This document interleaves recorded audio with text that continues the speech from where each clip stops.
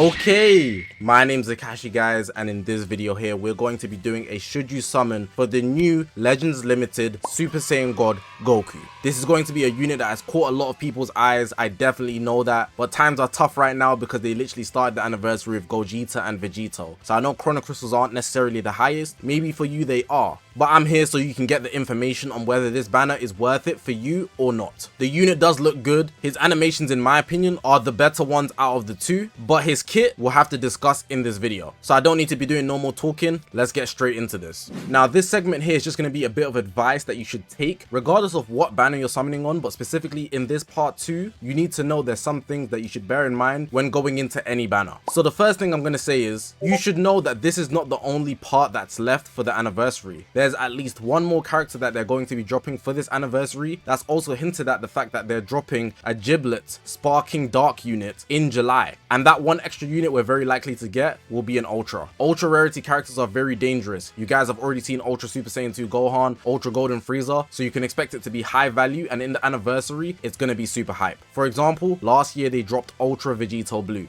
and he completely dominated the game. Another thing you might want to consider is your current level of Chrono Crystals. Even if you did summon on this unit that's out right now, would you be able to get them with the current Chrono Crystals that you have? And even if you did get them, how likely are you going to get them high starred? Fair enough if you are a collector, but if you want to use them in PvP, one copy in a lot of cases will not cut it. So putting in your scraps into this banner when you could save it up for a better unit in the near future, like I said, the anniversary is not finishing at this part, might be more worth it for you. For the guys that have already made the decision and are going to summon, I advise you watch showcases. Whoever uploads a showcase, whether it's me or somebody else, just watch multiple showcases, as you are not a content creator. You do not need to go into the banner straight away. There's no problem with you waiting, watching the showcases, seeing how things work out. Maybe the units are going to be complete trash when they release, even if they look good on paper. It's much better to know how they're going to work from watching showcases or just experiencing in PvPs from the enemy's perspective before you go in and just waste your Chrono Crystals, get the unit, and then maybe find out that you don't like the unit at all. And you should tie that in with consideration of how long the banner is going to be lasting. For example, the Gogeta and Vegito banners that are already in the game right now, they're lasting for over a month. So if you didn't summon up until this point, you'll still be able to summon for them. One thing I'll just add in addition is that if you don't summon for these characters, you won't be able to take advantage of the near events. That's not me advising you to summon just for events, but really and truly, if they're dropping one more character anyways and you at least get that character, you'll still be able to benefit a lot more in certain events. But it's not a must you have the new characters in events anyways. I believe if you have Gogeta or Vegito, you will be fine, but just know that not getting these characters will hinder you in certain events. At least make it harder, not necessarily impossible or difficult to complete. But for the best results of using the unit, you should pretty much just wait until the last day if you're really confused on what to do. Don't decide on the first day just on a whim. You've got no rush, there's a lot of time. Take it easy and make the right decision for your account and yourself. So we're going to be going into the Legends Limited Super Saiyan God Goku's kit. And of course they post the kit on their website, but there's a lot of writing here, like really a lot. But I'm going to be giving you guys a summary because I've read the whole thing, and what I've decided to do is write out the whole kit here. Not the whole thing, but really just the key factors that you'll care about, so you can just take out the juicy parts. But of course, it's pretty much everything. If you want every single detail, I advise you read the whole kit yourself. But of course, I'm here to just give you the main bits of information so you can make your decision on whether this unit is worth it for you or not. But I don't want to waste you guys' time at the same time, which is why I'm going through a summary of what I've read. So without further ado, let's get into this video. So here we got Super Saiyan God Goku. He's element green. Very important to know because he counters Vegito, the new Vegito. I'm very hurt to say that, but I have to give you the real. He's green, counters Vegito. Very hard, at least, I would definitely say, but we'll have to see. He has blast armor on his strike. He reduces special move cost by -3 every time he uses a strike and a blast. He also, his special move causes him to go type neutral every single time, so he's going to do good damage on his special move. Very important to note. Let's look at his green card. His green card is the explosive green type, and he gets 15% damage inflicted from doing it. But if it hits the enemy, he's going to get his vanish restored by 60%. He's going to draw one new card if he has 3 or fewer. And then he also gets cover nullification for 5 time accounts. So you can obviously chain the green card into cards. And him having cover null for 5 time accounts is obviously super good. It's easily accessible and it's a good combo starter. Now some extra points here. His ultimate arts nullifies endurance. His ultimate arts charges unique gauge by 25% on the hit. And then his main ability charges his unique gauge by 50%. So just some good stuff going straight in from his blue card into his ultimate and his main ability. His unique ability here, this is one of the biggest things I noticed straight away. So when he enters the battlefield, there's a lot of writing here, as you can see. But he gets 80% damage inflicted, his strike and blast costs -3, 150% to gauge charge rate. So this happens once, I believe, but then there's also another line. It says the exact same thing, but it's 3 times.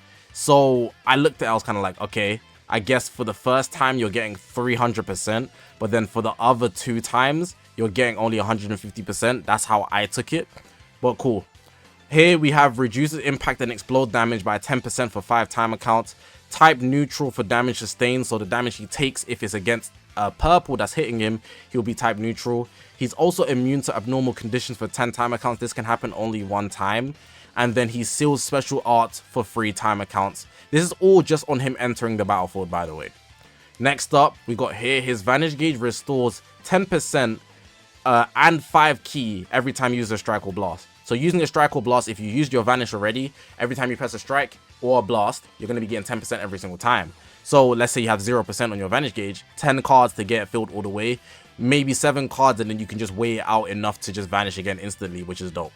Here we have, this activates once, but it resets when you switch. So say you switch him in, when you first press a strike or a blast, you're going to restore your 10% to vanish, right? And then here, 30% to strike and blast damage for 10 timer counts, and you also get cover nullification. So your first card, when you use, you'll get all of these effects, I believe. But then it resets on switch. That's how I interpreted it. It's what it said in the kit, so I'm just relaying it to you. Next up, shortens own sub count by 5 timer counts when ultimate, awakened art, or rising rush. You know, a lot of characters have that nowadays where they set them up. If you rush them, or like in this case, if he's on the standby and you rush one of your allies, you can bring him in. It's important because he has endurance, so he's kind of the one you want to let take the rising rush. He has a strike cover change. He destroys 2 enemy cards when changing cover. He reduces enemy ki by 15 and -10% to strike, blast, and special move power. Charges own unit gauge while on battlefield. It's just a slight charge that's happening while he's on the battlefield. When unit gauge is full, he gets 20% health restored. He cancels downgrades, nullifies attribute downgrades and abnormal conditions, and he shortens ally sub count by 1. Just some good things to note when his unit gauge fills. But then when it fills, it will reset own unit gauge when he lands a strike or a blast and applies the following effects. So these are the last bits here.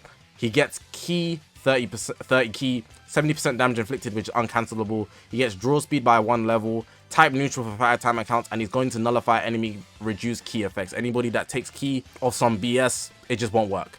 Then just to put the icing on the cake, he's also just immune to explosive green, similar to Gogeta and Red Beast. He will just block it. If explosive green happens to him, he will just block it. But that's everything for God Goku. It's much simpler and shorter in comparison to Ultimate Gohan, since I'm doing this after, but it's still very much a good kit. Now, if you want my opinion on this unit here, him being green and countering Vegito is a very big deal. Very big deal. But also bear in mind that he's going to be used on a lot of teams. So for example, Son Family, movies, God Ki, Saiyans. You can run this guy in a lot of places, and there's nothing in his kit that will really stop him from being used on any team. That's the teams that I mentioned, but you can obviously leader slot him. Now, looking at it realistically, there's no real flaws in his kit, but he's not exactly super flashy, especially in my opinion, in comparison to Gohan.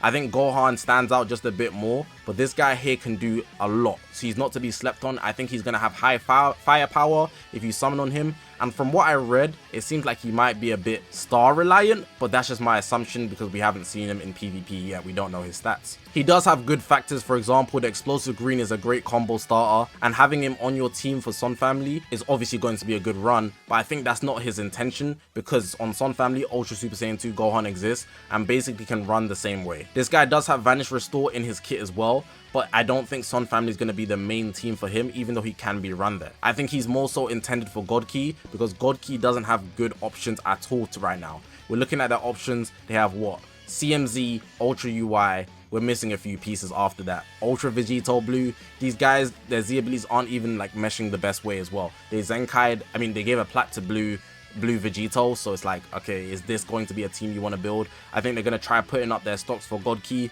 You could also run him on Saiyans, but I don't think that's intended as well. And I believe Sagas from the movies is also the intention for this team, but we know you got Pycon there, for example. I think the idea is to just make him valuable, so they made him green so he can counter Vegito, one of the best units in the game. But whether he will see as much playing time as Gohan, I doubt it. So I have my worries about God Goku because his kit doesn't push the flashiness. I think Gohan's a lot more, in a sense, game breaking, but God Goku is just a good new unit that you can use who can keep up with a lot of the new meta units. So if you did summon for this guy, you might need to summon quite deep to get him decently starred. But if you don't get him decently starred, I feel like he could have a lot more downplay than any unit out right now. So whether I think it's worth it, I do think it is, but more than Gohan, no. On his teams, does he have as much value and easy clear placements for his teams? No. So I'm a bit worried for him. Even though he does look good, he looks better animation wise than Gohan, I would say, but kit wise,